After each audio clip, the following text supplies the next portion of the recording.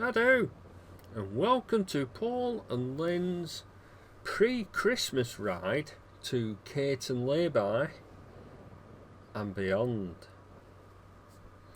Right, so pre-Christmas. Yes, this is the 20th of December,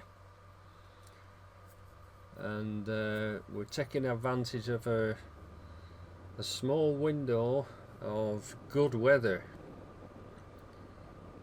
December 2015 will certainly go down in history for all the wrong reasons. As I speak, on the 27th of December, yesterday, Boxing Day, was an incredibly wet day, and sadly parts of Lancashire and West Yorkshire were really badly flooded.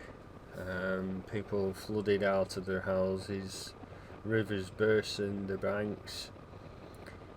Can't think of anything worse, especially at this time of year. Must be awful,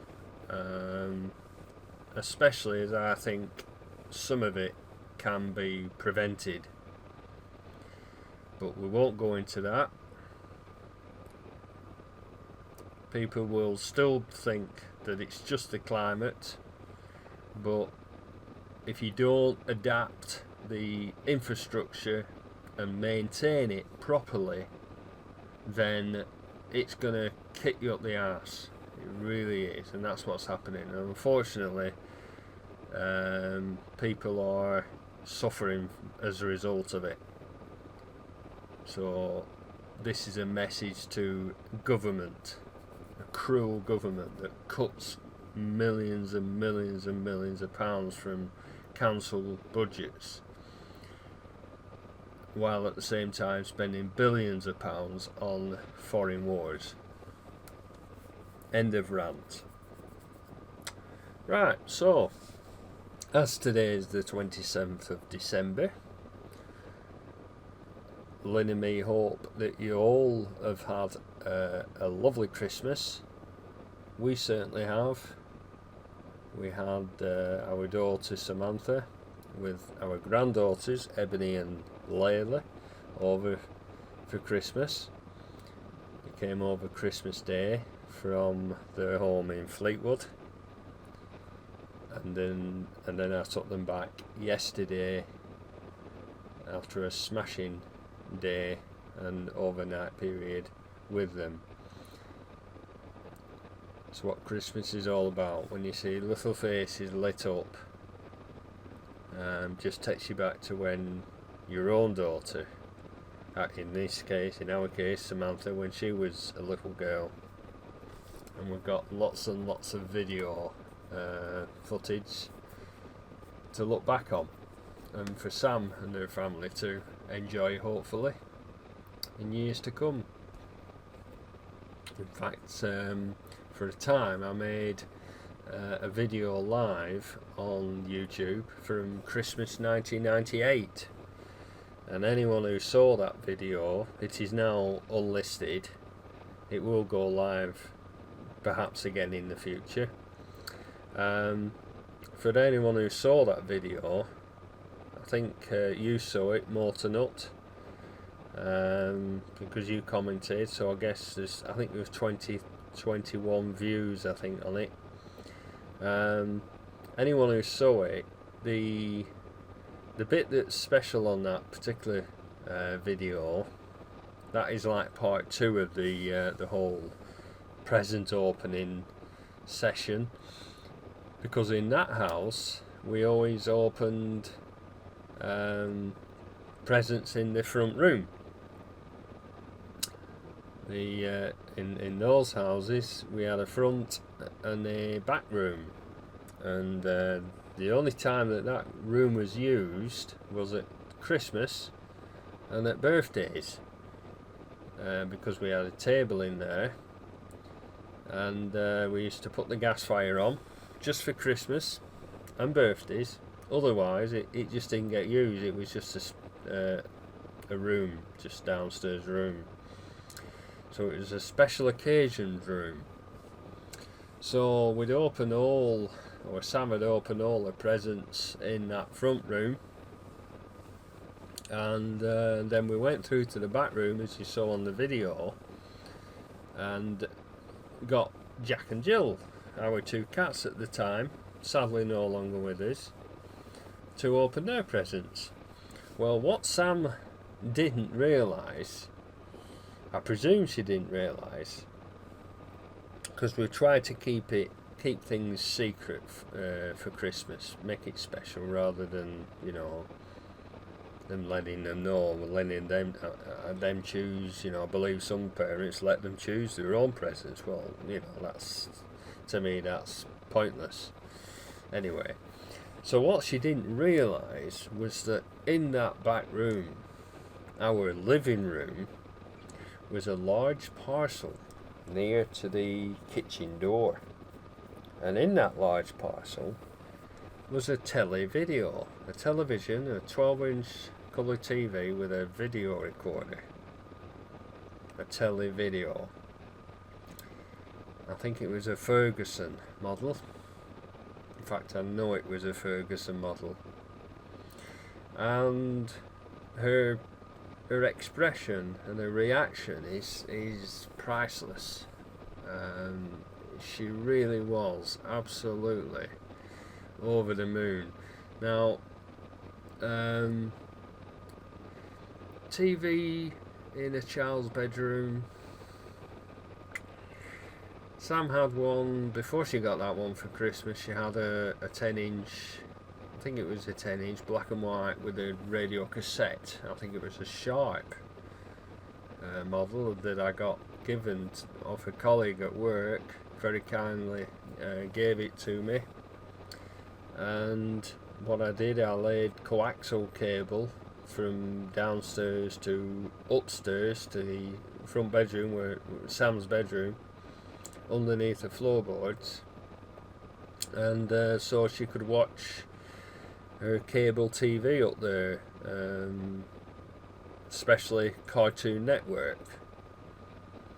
Now that was great, you know, being able to watch your TV in bed. We did sort of have a little bit of strict policies on watching TV. She wasn't really allowed to watch it when she should have been sleeping. And in fact, you know, draconian ways stepped in sometimes, and I used to actually unplug the coaxial aerial downstairs, so she won't get anything. But that was on a few rare occasions. She was very good usually.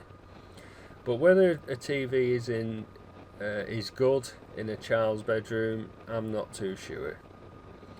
I think if we had our time again, I don't think we would get a TV for the room, because I think the TV anywhere in the lounge, you know, the downstairs, I think the TV can spoil family sort of interaction. In fact, I'm certain of it, more so perhaps than, you know, mobile phones. I mean, mobile phones have their use, smartphones, we use them, but they can distract you from actually communicating with people if you allow them. But the TV in the bedroom, what's your opinion about a TV in a child's bedroom? I mean, there were no such thing as computers then. This is, you know, sort of what year would it be? About 92, 93, something like that, when she first got her that 10-inch, and then that was 98 when she got her that television. So I'm not sure. So what's your opinion? TV in a child's bedroom, yes or no? I'd like to have your opinion on that. Right, so here we are. We're just coming off the M6 now at junction 34. As you can see, still loads of roadworks on this junction. It's going to be a massive sort of improvement when they finish this. I think it's 2017. It's due to open, summer of 2017. And what that will do is, if you watch our Isle of Man video where we're riding to Heysham, you'll see and hear me talk about this link from the M6 to Heysham ferry port. So instead of having to go through Lancaster and Morecambe, well, on the way to Morecambe, you'll be able to go straight to Heysham, which will be fantastic. You know, if you were going for the ferry to the Isle of Man. And so yeah, so as I said, it's still going on. Now we're on the A683, as you can see. This is a fabulous road which leads to Caton. There we are. That's what we're going for. Bacon butty and a cup of tea. Lynn has coffee, I have tea. So just to put the flavour of the ride in. Nice bacon butty. Just bacon on it for me. I don't have brown sauce. Lynn does. I used to, but I prefer the bacon butty without now, so I can actually just taste the bacon. Again, I think it's our good friend Graham that changed my mind on that. He once said it's sacrilege putting brown sauce on a bacon butty, and I thought, well, let's try it. And sure enough, I thought, yeah, he's right. He's not often wrong. Won't go wrong if you listen to Graham. That right, Graham? Answers on a postcard. No, definitely right. You're right. I mean, you must be right. You've got a BMW now, so you know you can't be all bad, can you? You know, you saw the errors of your ways. You know, holding on to that pan. And I know you're watching this now, and I'm expecting a message any moment.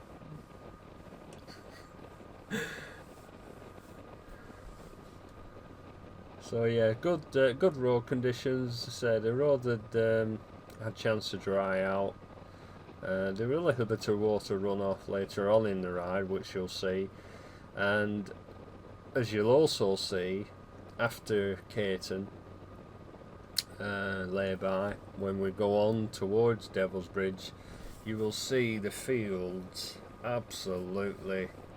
Well, it's just like being in the Lake District, where the river bursts its banks. It's a river loon, and it's incredible how much water there were. And poor sheep, they had hardly any grass to graze on.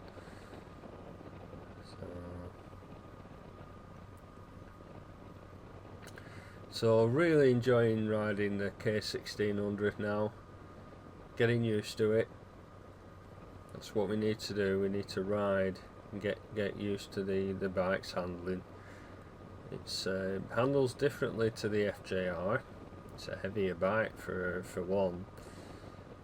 And just into Caton now. But such a delight to ride. Very, very low down in the seat, so I can flat foot with both feet. Just watching the speed camera here.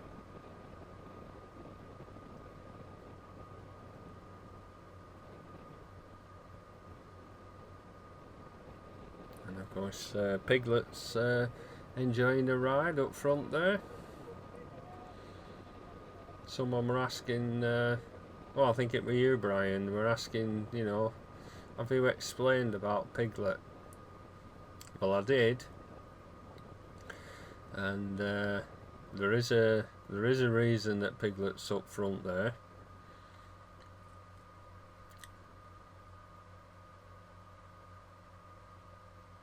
Come on, yeah, I'll do. Yeah, there I am, shaking my head. He probably thought that pedestrian was about to cross, perhaps. In his defence. So we're just about to come up to up to the Caton Layby now. As I said before, I didn't know about this Layby. I've passed it loads and loads and loads of times throughout the years, but never called in because I just thought it were a Layby. And again, Graham, who else, on a ride out, we'd rather than coming back this way, we were going out this way, and we called in for a bacon butty, and well, never looked back since. Highly recommended if you're in the area, Caton near Lancaster. Highly recommend. They do a great selection of food to take away, and yeah, there we are, just arriving here, and there are some photographs here of the bike.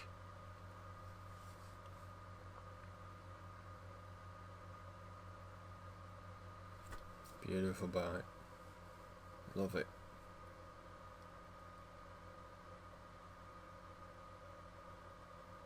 Those 6 cylinders, awesome. And of course on the previous photograph it had 2-wheel obsession. I'd certainly recommend 2wheelobsession.com. Right, thanks for watching. As it says, to be continued. See you on part 2. Bye for now.